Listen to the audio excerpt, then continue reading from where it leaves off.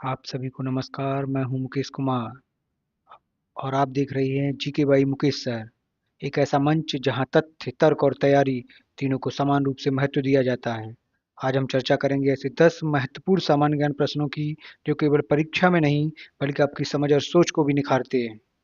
सवालों का उद्देश्य केवल उत्तर जानना नहीं होता बल्कि उस सोच को भी विकसित करना होता है जो हमें बेहतर नागरिक और प्रतियोगी बनाती है। तो कॉपी पेन उठाइए और चलिए शुरू करते हैं प्रश्नों से सपनों तक की ये धमाकेदार यात्रा। पहला प्रश्न है इसका, ब्लू सिटी के नाम से कौन सा भारतीय शहर जाना जाता है? ब्लू सिटी के नाम से कौन सा भारतीय शहर जाना जाता है?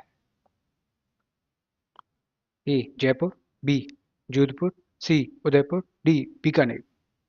ये सभी राजस्थान के शहर हैं, बताना है आपको। और इस प्रश्न का सही जवाब है, इसे सन सिटी भी बोलते हैं, आपको पता चल गया होगा, जोधपुर। जोधपुर को ब्लू सिटी कहा इसलिए कहा जाता है क्योंकि पुराने मकान और हवेलियां नीले रंग में रंगी होती हैं। नीला रंग गर्मी को परिवर्तित करता है जिससे मरुस्थलीय इलाकों में घर ठंडे रहते हैं। मेहरगढ़ किला देख मेहरगढ़ किले से देखने पर पूरा शहर नीले समुद्र जैसा दिखाई देता है। यही उद्देश्य से इसे ब्लू सिटी कहा जाता है। जोधपुर को सन सिटी भी कहते हैं क्योंकि यहाँ पूरे साल तेज धूप रहती है। जोधपुर की स्थापना 1459 में राव जोधा ने की। जिस किले की बात कर रहे थे हम लोग, मेहरगढ़ का किला, बताया जाता है कि जब इसका बनना शुरू किया तो वहां पे एक बाबा जी रहते थे। उन बाबा जी से पूछा नहीं गया, चिरूरू नाथ उनका नाम था, उनसे नहीं पूछा गया तो इससे वो नाराज हो गए। बाद में फिर उन्हें मनाया गया, फिर उनके आशीर्वाद से किला बनना शुरू हुआ। और वहाँ के जो कुल पुरोहित थे उन्होंने इसमें अपना बलिदान भी दिया था।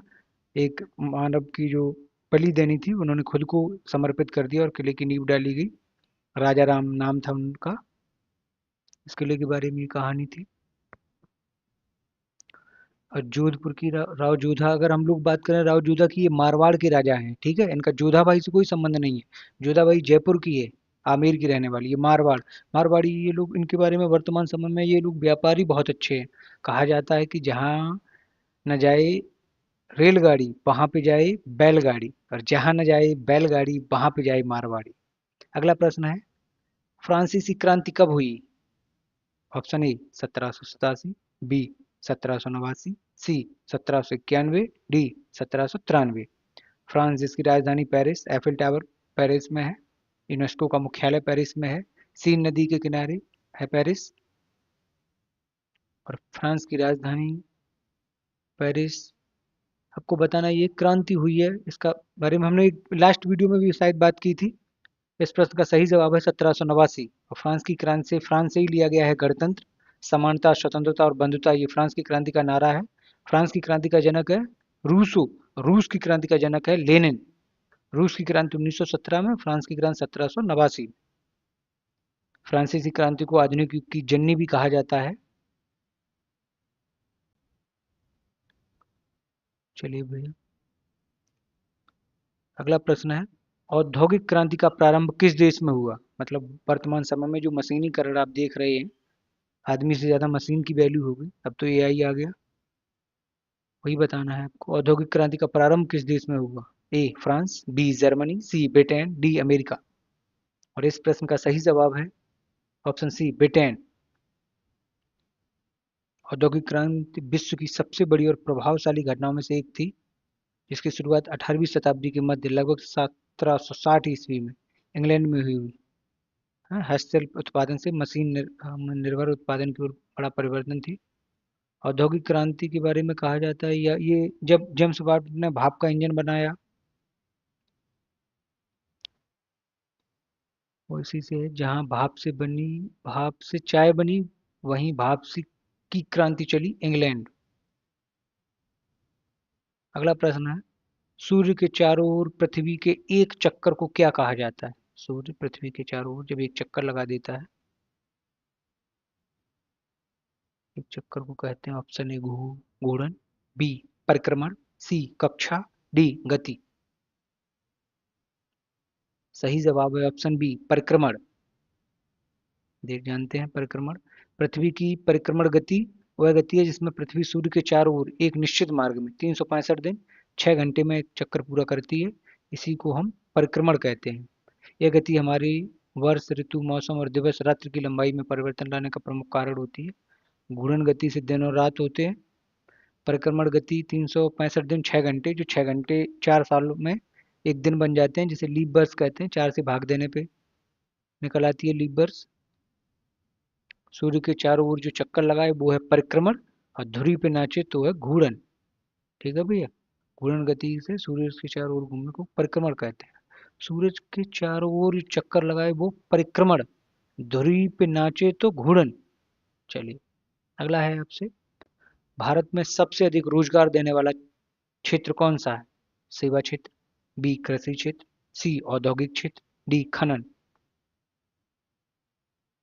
और इस प्रश्न का सही जवाब है ऑप्शन बी कृषि क्षेत्र। कृषि की अगर हम लोग बात करें तो कृषि में मत्स्य पालन, पशुपालन, डेयरी उद्योग, ये सारे कृषि के ही अंतर्गत आते हैं। भारत एक विकासशील देश है जिसकी लगभग 65% आबादी भी ग्रामीण क्षेत्रों में रहती है। कृषि क्षेत्र का कृषि भारत की आर्थिक रीढ़ है। 2023-24 के आंकड़ों के अनुसार भारत की कुल श्रम शक्ति का लगभग 42 से 45% हिस्सा कृषि क्षेत्र में कार्यरत है। अगला प्रश्न है, हाल ही में किस राज्य ने उच्च शिक्षा को बढ़ावा देने के लिए स्पेशल एजुकेशन पॉलिसी स्थापित करने की घोषणा की है? इनमें से किसी एक राज्य ने स्पेशल एजुकेशन पॉलिसी, अगर आप तत्कालिक मुद्दों पे समझ रहे होंगे, तात्कालिक परिस्थितियों की, तो आपको इसका जवाब पता चल गया होगा। और इस प्रश्न का सही जवाब है ऑप्शन बी उत्तर प्रदेश। उत्तर प्रदेश सरकार ने उच्च शिक्षा को प्रोत्साहित करने के लिए निजी क्षेत्र की भागीदारी को बढ़ावा, प्राइवेटाइजेशन नहीं सुना होगा आपने, 6 विशेष शिक्षा जोन स्थापित करने की, इसमें से ये 6 जोन है, लखनऊ, गोरखपुर, अयोध्या, आगरा, गौतम बुद्ध नगर, बुंदेलखंड। चलिए भाई अगला प्रश्न है आपसे, सातवां, पंडित दीनदयाल उपाध्याय को किस विचारधारा से जोड़ा जाता है? कांग्रेस, बी समाजवादी, सी भारतीय जनसंघ, डी भारतीय राष्ट्रीय कांग्रेस। पंडित दीनदयाल उपाध्याय,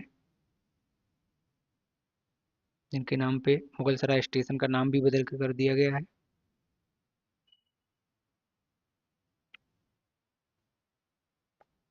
इसका सही जवाब है ऑप्शन सी भारतीय जनसंघ।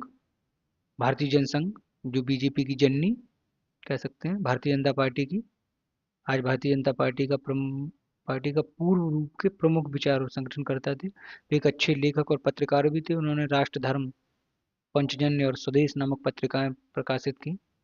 1916 में पैदा हुए थे पंडित जी।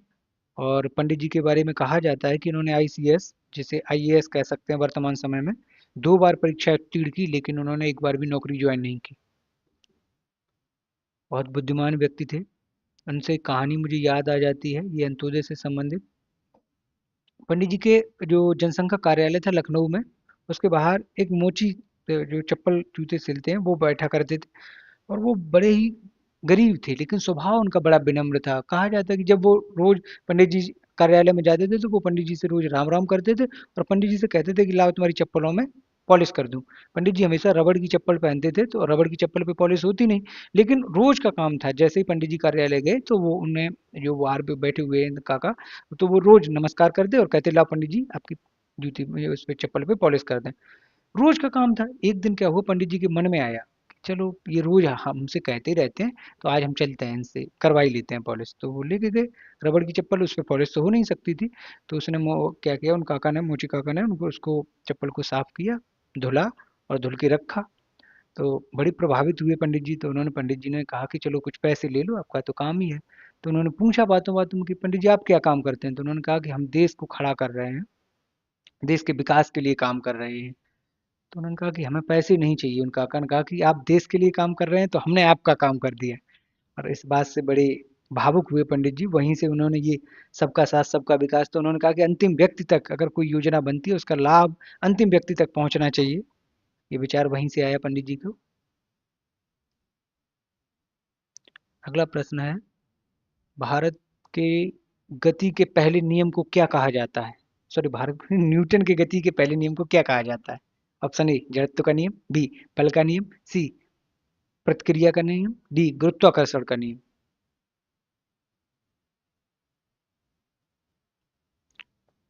और इस प्रश्न का सही जवाब है ऑप्शन ए न्यूटन का नियम। न्यूटन के पहले नियम को जड़त्व का नियम कहते हैं। हाँ, यही है। न्यूटन के गति के पहले नियम को जड़त्व का नियम, लॉ ऑफ इनर्टिया कहा जाता है। इस नियम को आइजैक न्यूटन ने अपने महान ग्रंथ प्रिंसिपिया मैथमेटिकिया में 1887 में प्रस्तुत किया। मैथमेटिकिया नियम कहता है कोई भी वस्तु जब तक अपनी स्थिति में बनी रहती है, जब तक उस पर कोई बाहरी बल ना लगाया जाए। कोई भी वस्तु अगर स्थिर है या चलायमान है, अगर उस पर बाहरी वस्तु नहीं कोई बल नहीं लगेगा तो वो उसकी स्थिति में परिवर्तन नहीं आएगा। ठीक है, यही बात है इसका। जैसे चलती गाड़ी में अचानक ब्रेक लग जाना तो लोग एकदम आगे की तरफ झुक जाते हैं, ये जड़त्व का नियम का ही उदाहरण है। और कालीन में जो धूल जमी हुई है अगर उसको हिलाते हैं तो एकदम से वो धूल ऊपर आ जाती है, ये भी जड़त्व के ही नियम का उदाहरण है। दूसरा, जैसे आप फुटबॉल में लात मार दो, वो दूसरा नियम बल से गति में परिवर्तन। जैसे कोई, ये लास्ट में मैंने समझाया इधर ही, ये देखो ये कहाँ पे गया, ये होगा। पहले में चलती ट्रेन से रुकने पे झटका लगना, दूसरा फुटबॉल को तेजी से लात मारने पे और वो और दूर तक चली जाती है। तीसरा नियम है नाव से कूदने पे नाव का पीछे की तरफ सरकना, या आप जब फायर करते हो बंदूक से गोली दागते हो तो झटका लगना। ये क्रिया प्रतिक्रिया का नियम है तीसरा। जड़त्व का नियम पहला है, एक्शन रिएक्शन का तीसरा है। 1687 में न्यूटन ने प्रिंसिपिया मैथमेटिकिया में बताई थी ये नियम। अगला प्रश्न है, भारतीय संविधान के किस अनुच्छेद में अल्पसंख्यकों के अधिकार का वर्णन किया गया है? Option A 29-30, B 14-15, C 19-20, D 25-26। मौलिक अधिकार अमेरिका से लिए गए, भाग 3 में है, अनुच्छेद 12 से लेकर 35 तक। मौलिक अधिकारों को भारत का मैग्ना कार्टा कहा जाता है। और अल्पसंख्यक हिंदुओं को छोड़कर भारत में सभी अल्पसंख्यक हैं, चाहे वो बौद्ध हो, जैन हो, मुस्लिम हो, पारसी हो, कोई भी हो, हिंदुओं को छोड़कर बाकी सबको अल्पसंख्यकों का ही दर्जा मिला। अनुच्छेद 29 और 30 इस प्रश्न का सही जवाब होगा। संस्कृति और शिक्षा का संरक्षण। ठीक है, कोई भी व्यक्ति अपनी अलग भाषा, लिपि या संस्कृति है उसे उसका संरक्षण करने का अधिकार होगा। किसी भी नागरिक को केवल धर्म, नस्ल, जाति, भाषा या इनमें से किसी के आधार पर किसी शैक्षणिक संस्था में प्रवेश से वंचित नहीं किया जा सकता। इसका लाभ विशेष रूप से भाषाई और संस्कृति अल्पसंख्यकों को मिलता है। अनुच्छेद 30, अल्पसंख्यक चाहे वे धार्मिक हो या भाषाई हो को अपने शैक्षणिक संस्थान स्थापित करने और उनका संचालन करने का अधिकार है। राज्य किसी अल्पसंख्यक संस्था से अनुदान देने से मना नहीं कर सकता, केवल इस आधार पर किसी धार्मिक या भाषाई अल्पसंख्यक द्वारा चलाया जा रहा है। उद्देश्य इसका यही है, विविधता में एकता को बनाए रखना, अल्पसंख्यकों की संस्कृति पहचान की रक्षा करना, समान अवसर न्याय की गारंटी देना। 10वां प्रश्न है, हृदय का आकार किससे मिलता जुलता है? मुट्ठी से, गेंद से, नाशपाती से, बेलन से। और इस प्रश्न का जो सही जवाब है वो है ऑप्शन ए मुट्ठी से। हृदय एक पेशी अंग है जो मनुष्यों और अधिकतर जीवों में रक्त संचार को नियंत्रित करता है। यह लगातार सिकुड़ता है, फैलता है, जिससे शरीर में ऑक्सीजन युक्त रक्त पंप किया जाता है। बंद मुट्ठी की तरह होता है इसका आकार, यही है।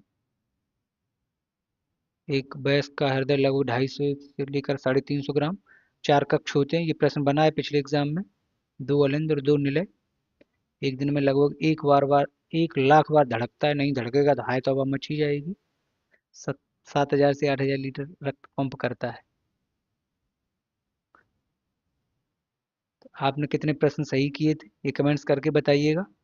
और ये वो प्रश्न है जो आपको सबको जवाब देना है कमेंट्स में, इसका सही जवाब क्या है। और पिछले जो हमने वीडियो बनाया था उसमें जो प्रश्न पूछा था, ब्लैक फॉरेस्ट जर्मनी में पाया जाता है। जर्मनी जिसकी राजधानी बर्लिन, जर्मनी जहाँ का रहने वाला हिटलर। और जर्मनी में आपके संविधान से भी कुछ लिया गया है। आपातकालीन शक्तियाँ, अनुच्छेद 352, 356, 360। ठीक है भाई। और ये आज के लिए कुछ पंक्तियाँ। जो चल पड़े हैं अकेले ही कारवां बन जाएगा।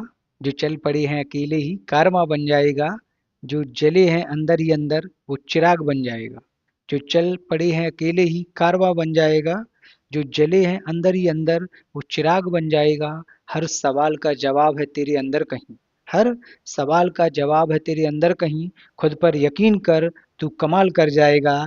अगर आपको वीडियो ज्ञानवर्धक और परीक्षा की दृष्टि से महत्वपूर्ण लगती है तो चैनल को सब्सक्राइब करें और शेयर करें। वीडियो को यहाँ तक देखने के लिए बहुत बहुत धन्यवाद। मिलते हैं जल्दी नए वीडियो के साथ, तब तक खुश रहें, मस्त रहें, स्वस्थ रहें। जय हिंद, जय भारत।